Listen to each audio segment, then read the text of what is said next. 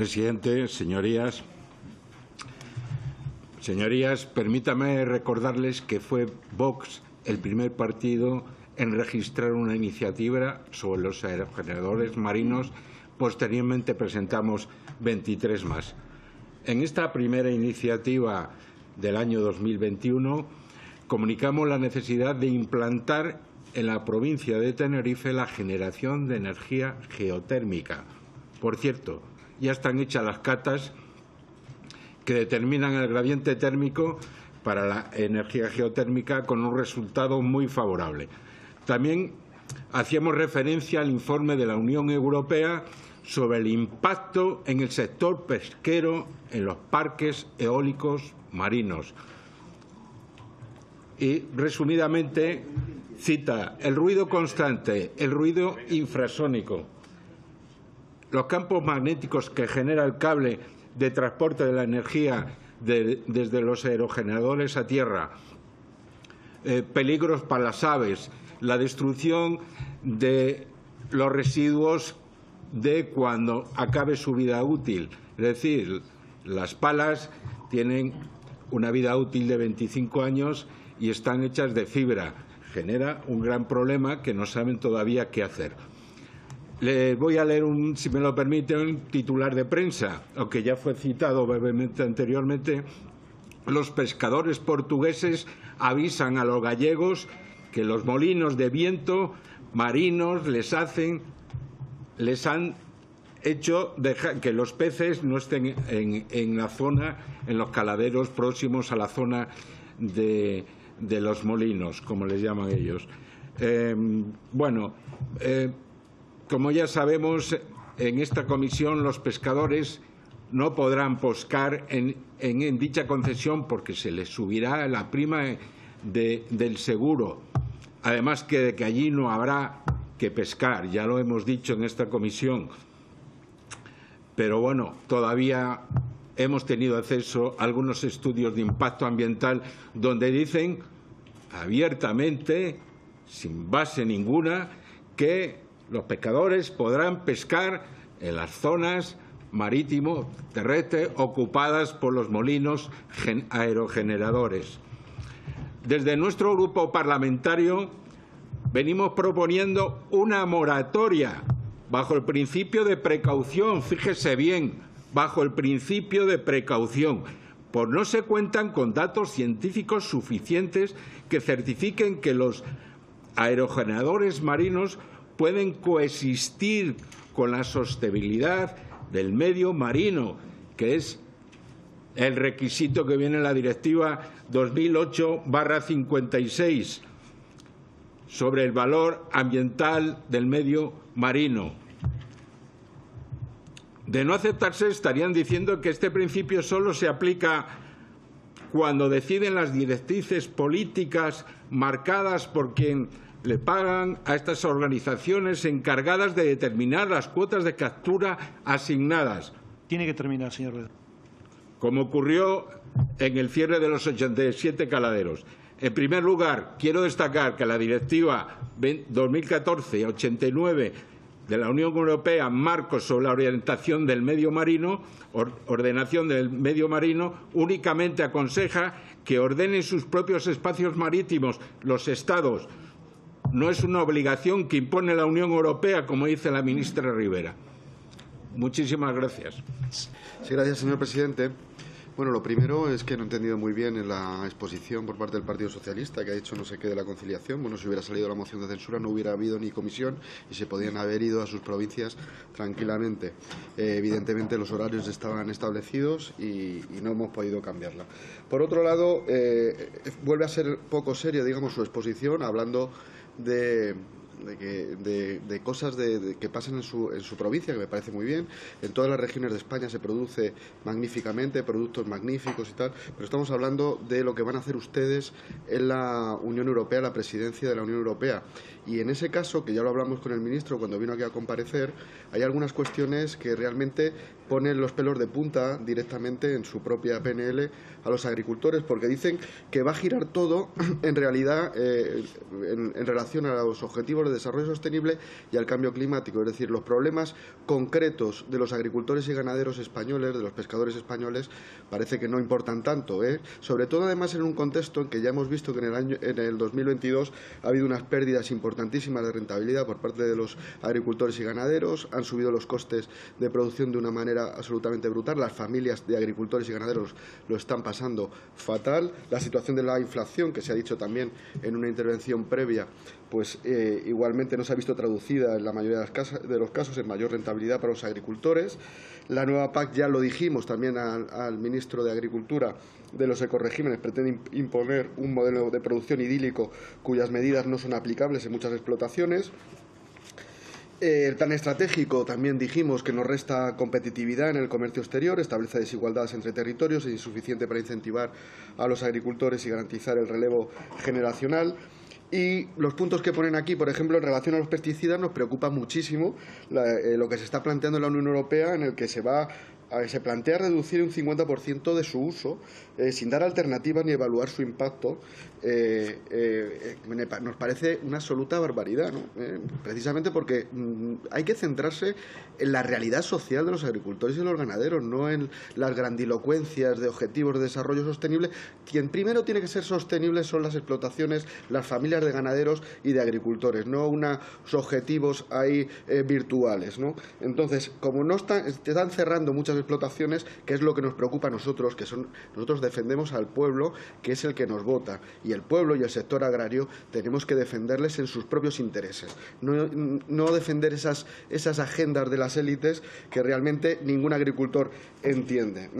Y por otra parte, también hablan del etiquetado. Ya hablamos del tema de Nutri-Score. Nosotros estamos absolutamente en contra del tema de Nutri-Score, y el tema de bienestar animal es que se está planteando incluso por países del norte de Europa la prohibición del transporte de animales vivos, que acabaría con la ganadería en muchísimas regiones de España que exportan muchísimo, sobre todo al norte de África y a Medio Oriente.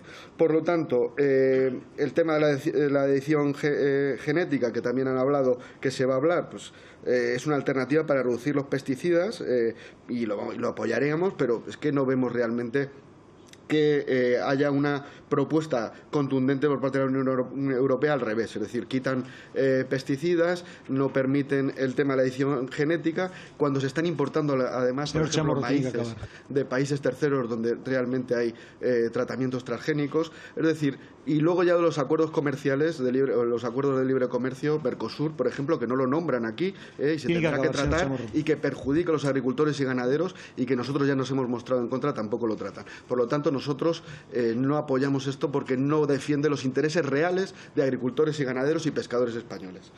Muchas gracias, señor presidente. Evidentemente, nosotros en nuestra enmienda planteamos el fomento de la gestión cinegética, porque este es el ejemplo. ¿Perdón? No se oye. Bueno, en relación a la enmienda que hemos planteado por parte del Grupo Parlamentario Vox, estamos de acuerdo con la PNL de manera general, esos 300 pueblos de Castilla-La Mancha que están siendo afectados, pero también en Cataluña, en Castilla y León, etcétera. Es una cosa general a nivel nacional. Y evidentemente, pues la única medida objetiva y seria para acabar con este tipo de plagas es la gestión cinegética. Y por lo tanto, este es uno de los ejemplos en los cuales se ve la importancia de la caza para todo lo que es fomentar la diversidad desde el punto de vista medioambiental, el control de las explotaciones y además solucionar un problema en relación a las explotaciones agrarias y en relación a la rentabilidad también de los agricultores, que se lo están comiendo estas plagas de conejos que estamos viendo en muchísimos pueblos de Castilla-La Mancha.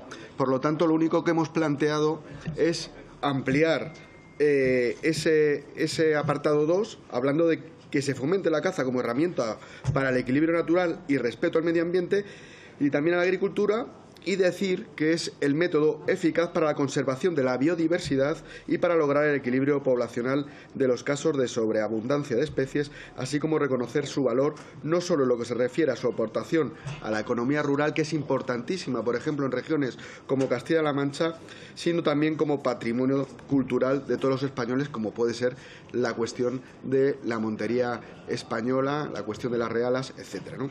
Entonces aquí se ve la importancia que tiene esta gestión cinegética y por eso queríamos darle una importancia mayor a través de esta enmienda, a través de este punto segundo. Pero por otro lado, a nivel general, evidentemente no podemos estar en contra, al revés, estamos absolutamente de acuerdo con el planteamiento de esta PNL y además el daño ya está más o menos establecido y valorado de unos 50 millones de euros en daños a las explotaciones agrarias en relación a estas plagas que están surgiendo.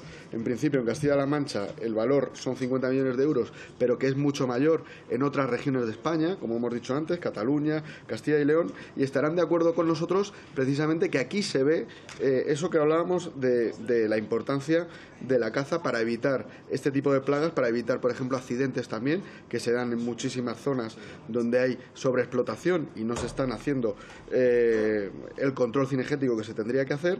Y bueno, pues queríamos aprovechar simplemente esto, pero a nivel general estamos de acuerdo y vamos a apoyar esta proposición no de ley. Muchas gracias. Bien, buenas tardes. La enmienda nuestra básicamente consiste en 3 puntos que podíamos decir o describir como, en primer lugar, pedimos que en la PNL se abogue por plasmar una demanda nuestra, que es la interconexión de todas las cuencas y para que el agua llegue a todos los puntos de España, pues porque partimos de la base de que el agua no es de una determinada región o no de una determinada provincia, sino que el agua es un bien que pertenece a todos los españoles y no es un instrumento, como están haciendo ahora, especialmente desde la izquierda, para enfrentar unas regiones con otras y a unos españoles con otros. En segundo lugar, pues pedimos también la aprobación de este Plan Nacional del Agua que prevé la interconexión de todas las cuencas, que va a permitir desarrollar un sistema nacional de suministro ordenado al bien común y que garantice la sostenibilidad de los recursos naturales. Y luego, en tercer lugar, el tercer punto es algo que no hace tiempo que no oigo, porque no es original, y es entre esta interconexión de cuencas que pedimos, pues recuperar, en primer lugar, el trasvase del Ebro dentro del nuevo Plan Nacional del Agua para garantizar el agua, sobre todo a toda la franja de Levante y sobre todo pues con todos los hectómetros cúbicos que a diario se pierden por el Ebro hacia el Mediterráneo y que no suponen nada a la cuenca cedente. Creemos que hay que interconectar, como decía, todas las cuencas y sobre todo pensamos que no hay mayor sumidero de CO2 y creador de empleo y riqueza, lo voy a decir llanamente, que un campo de lechugas. Hay que crear regadíos a mansalva y no como pretenden ahora los progres urbanitas, que pretenden derogar o pretenden erradicar todo el regadío posible de España en su ataque permanente al sector primario, pues porque ahora les ha dado por criminalizar la agricultura y porque piensan dentro de sus delirios climáticos que los trasvases pues son negativos, cuando lo que hay que hacer precisamente es interconectarlo y crear riqueza a partir de la creación a mansalva de los regadíos. Y sobre todo hay un problema y hay una cuestión que es evidente, que en el que se está excediendo el cumplimiento del convenio de la Albufeira y se están tirando miles de hectómetros cúbicos al Tajo, que se utilizan en la actualidad por el Tajo, o sea, por Portugal, y que se están utilizando en la actualidad pues para turbinar las grandes empresas eléctricas, a las que creemos que hay que compensar y dejarles que busquen la energía eléctrica o que la produzcan por otras formas, como pueda ser a través de la energía nuclear, y esos miles de hectómetros cúbicos dedicarlos al riego en Castilla-La Mancha, en Murcia y en Levante, que es donde se hace un uso efectivo y eficiente del agua. Y ya termino, nadie usa de forma más eficiente hasta la última gota de agua como nuestros agricultores españoles y especialmente en Levante, que tan criminalizados están pues por todas estas agendas climáticas. Muchas gracias. Muchas gracias, presidente. Una breve introducción para que se pueda entender cuál va a ser la posición de mi grupo en este tema. Mi padre fue agricultor, fue agricultor, se dedicaba al negocio de la agricultura y de la alimentación. Y digo que fue porque mi padre falleció muy joven, con tan solo 58 años. Falleció fruto de la tristeza después de que ETA asesinara a mi hermano con 17 años, mis 2 sobrinas gemelas con 3 años y medio. No levantó cabeza y murió. Y ahora me encuentro con esta PNL, que viene de los comunistas, separatistas, pero curiosamente también de un grupo que es representado y representa a los terroristas que asesinaron a mi familia. Por lo tanto, ese interés que tienen a favor de los agricultores, como pone en su exposición, es totalmente falso. Y es por ello que no voy a entrar en valorar su PNL, a pesar de que está llena y plagada de errores intencionados, y hemos desarrollado 7 puntos que desmontan totalmente esta falacia. Desde mi grupo no le vamos a darle ni legitimidad política ni moral a nada que venga de Bildu. Por lo tanto, tomen nota lo del resto de grupos. Este grupo no va a legitimar a unos representantes que representan y son representados por terroristas de ETA. Gracias. Gracias, presidente. Desde nuestro grupo parlamentario Vox hemos defendido y seguimos defendiendo uno de los sectores más importantes para la economía de España, apostando por la soberanía alimentaria frente a la competencia desleal de terceros países. Esta PNL refleja una de tantas situaciones con las que se está castigando a gran parte del campo español. Que 250.000 explotaciones agrarias queden excluidas de la ayuda a la PAC es una evidencia de la falta de interés de este Gobierno por defender el campo español. Por eso hemos incluido una enmienda con un punto que dice textualmente exigir en la instancia europea la defensa de los intereses de los agricultores españoles a través de medidas como la suspensión temporal de los aranceles de la importación de fertilizantes y la revisión de la Directiva 91/676 de la Comunidad Económica Europea. La presente enmienda tiene como objeto ampliar el petitum de la proposición no de ley para garantizar una mayor protección de los intereses de los agricultores españoles. Desde hace más de 2 años, los agricultores padecen el alza de los precios de los fertilizantes y su escasez, lo que repercute necesariamente en los precios del consumo. El marco normativo debe tener en cuenta la incidencia de sus obligaciones sobre los agricultores y su competitividad de cara a países que no pertenecen a la Unión Europea. En definitiva, es necesario velar por la protección de los españoles que viven en un mundo rural frente a las imposiciones climáticas que atacan un modelo productivo y su forma de vida. Frente a esa Agenda 2030, desde Vox proponemos la Agenda de España, donde todo, absolutamente todo el sector agroalimentario será protegido y ayudado para fomentar y consolidar la soberanía alimentaria en España. Gracias. Gracias, presidente. Si ustedes teclean en un buscador competencia desleal de cítricos, se encontrarán multitud de noticias como a la naranja valenciana le sale un duro competidor en África. La Unión de Agricultores reclama a la Unión Europea que investigue por competencia desleal la entrada de cítricos de Egipto en el mercado comunitario. Citricultores piden que se limite la entrada de naranjas extracomunitarias en Europa. Y Compromís, en vez de pedirle al Gobierno que no siga consintiendo la entrada de productos provenientes de países que no están sujetos a las mismas exigencias que nuestros agricultores, trae esta iniciativa relativa a la adaptación del seguro agrario combinado a las necesidades y características de los cultivos. Y no nos parece mal, pero nos estamos olvidando de muchos otros problemas que, si no atajamos, no van a servir más que de parches. A pesar de eso, es mejor el parche que nada, y nosotros hemos atendido a estas demandas y hemos hecho una serie de enmiendas de sus peticiones, de sus 3 puntos. Hemos suprimido la excusa de los desafíos del cambio climático porque no hace falta estar siempre señalando al cambio climático. Hemos tachado lo de que se tenga en cuenta la opinión de las administraciones autonómicas, porque nosotros consideramos que a quien hay que atender es a las organizaciones agrarias y a las cooperativas. Hay que escuchar a los que realmente saben en su sector, no como en otras ocasiones, como por ejemplo cuando se ha legislado la ley de bienestar animal, que no se ha atendido absolutamente a nadie de los que entendían.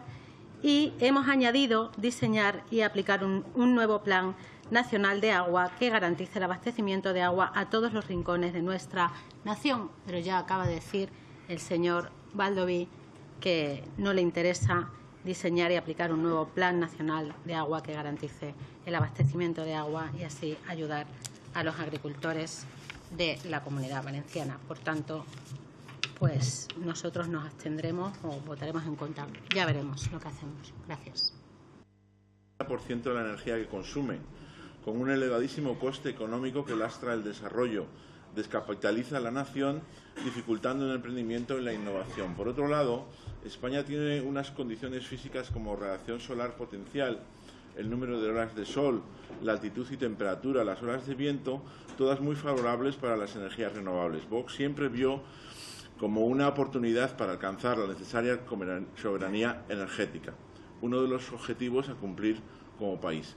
En la discusión de la Ley del Cambio Climático que debió regular este despliegue, pedimos una zonificación de los suelos que protegiese y priorizase el uso del suelo agrícola como productor de alimentos y dirigiese las inversiones hacia suelos degradados o no productivos. Así, por ejemplo, en España, cada año se cubre una superficie equivalente de 800 campos de fútbol con vertederos.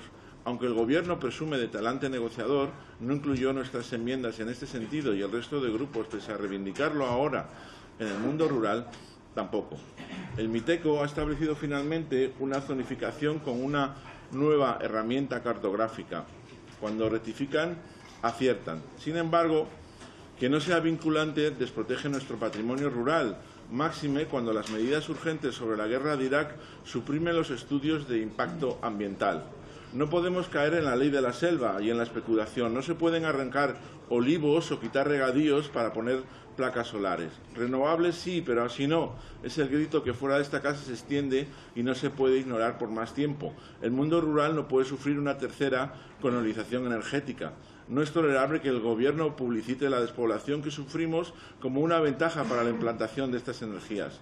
Zamora, por ejemplo, produce 5 veces ya la energía que consume, con episodios como el vaciado en Misericordia en pleno verano del 21 del pantano de Ricoballo, donde en un mes se turbinaron el equivalente a 3 años de trasvase Tajo Segura, y ha perdido, en cambio, 6.000 votantes por defunción desde las pasadas elecciones generales.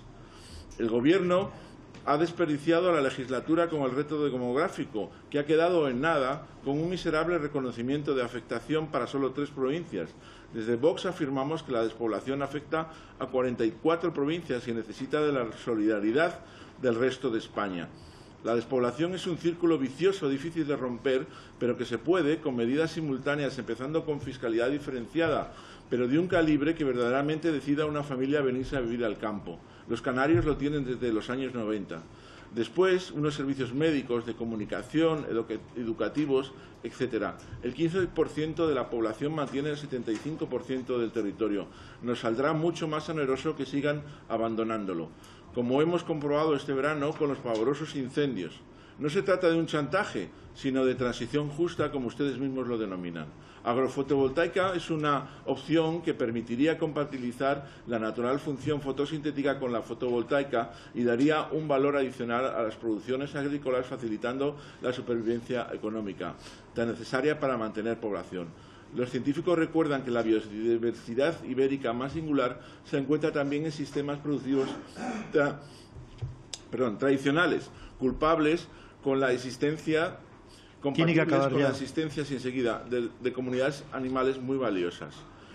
Agrofotovoltaica puede ser una gran opción, pero nunca mejor dicho, está aún muy verde y se debe fomentar que esta tecnología madure y se adecue a los distintos cultivos. Sería fantástico que las inmensas extensiones de invernaderos de plástico de Huelva, Almería, Murcia se pudiesen modernizar y produjeran al mismo tiempo que fresas, ensaladas y pepinos energía eléctrica verde. También hemos pedido repetidamente que se priorice la generación distribuida y el autoconsumo.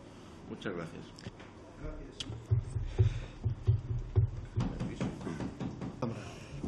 Pues gracias, señor presidente.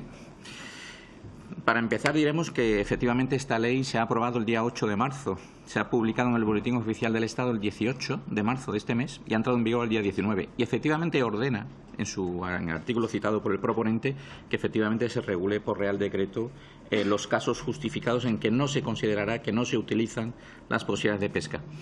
Curiosamente, esta PNL se presenta el día 10, es decir, antes ya de que entre en vigor la ley, lo cual denota una falta de confianza en que el Gobierno ejecutará lo que ordena la ley, y el Gobierno probablemente se ha dado muchísima prisa en solicitarlo. Esa falta de confianza en el Gobierno la comparte el Grupo Vox, evidentemente. La enmienda que formula el Grupo Vox tiene 3 objetivos, básicamente. El primero es que se consulte, básicamente, fundamentalmente, y creemos que es lo único necesario que hay que consultar, al sector de la pesca, porque quienes componen el sector de la pesca son los que realmente saben y conocen esos casos en los que podrían incluirse en esa norma reglamentaria. Pero también pedimos que se insta al Gobierno a acordarse de los jóvenes. Hay que ayudar a los jóvenes, que son la garantía de continuidad del sector, que es elemento fundamental para garantizar la soberanía alimentaria.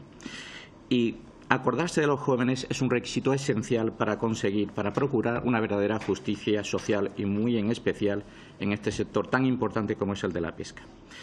Por otro lado, también instamos que nos acordemos de la igualdad. El reparto de las cuotas de las posibilidades de pesca, en definitiva, deben respetar el artículo 14 de la Constitución y no caer en un reparto por intereses políticos que favorezcan de una manera injusta a unas regiones en perjuicio de otras. Consultar con el sector, acordarnos de nuestros jóvenes como relevo generacional en un sector tan duro y tan importante como es el de la pesca, y garantizar la igualdad entre todas las regiones de España. Esos son los objetivos de nuestra enmienda. Nada más. Muchas gracias. Sí, muchas gracias, señor presidente. Hoy el Partido Socialista nos trae una iniciativa que insta al Gobierno a desarrollar y poner en marcha el sistema de información de explotaciones agrarias, y lo hace con una iniciativa, una exposición de motivos que no desarrolla absolutamente nada. Está llena de generalidades y no contempla las verdaderas necesidades de los agricultores. Es que al PSOE pretende acometer la digitalización del sector agrario y automatizar la solicitud de la PAC, una idea que en principio es buena, pero sin embargo, leyendo su iniciativa podemos comprobar que ustedes, una vez más, quieren empezar la casa por el tejado. Durante su exposición de motivos no menciona que esta digitalización forzosa, este cuaderno agrario digital, también generaría numerosos problemas derivados de 3 motivos. Por un lado, la edad media de los agricultores en España y sus competencias en el mundo de la digitalización y nuevas tecnologías. Cabe recordar que el 91,29% de los agricultores españoles tienen más de 40 años y en concreto el 39,10% son mayores de 65 años.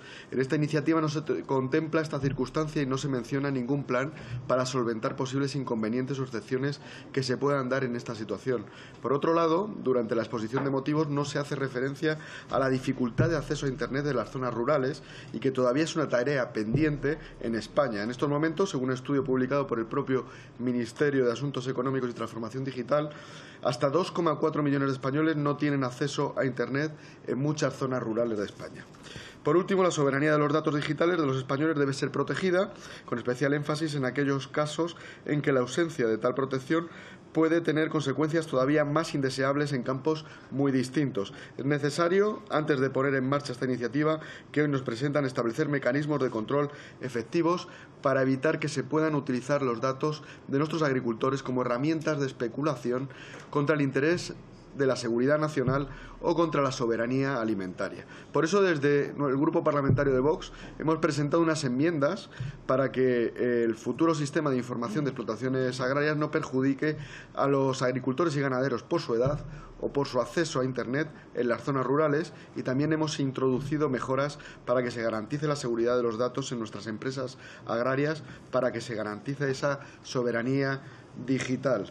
Por lo tanto, lo que estamos viendo y lo que queremos dejar claro también es la brecha verdadera, desde el punto de vista digital, que hay entre el campo y la ciudad, y nos preocupa de una manera clara, y creemos que eso hay que abordarlo de manera precisa por parte del Gobierno de España. Muchas gracias.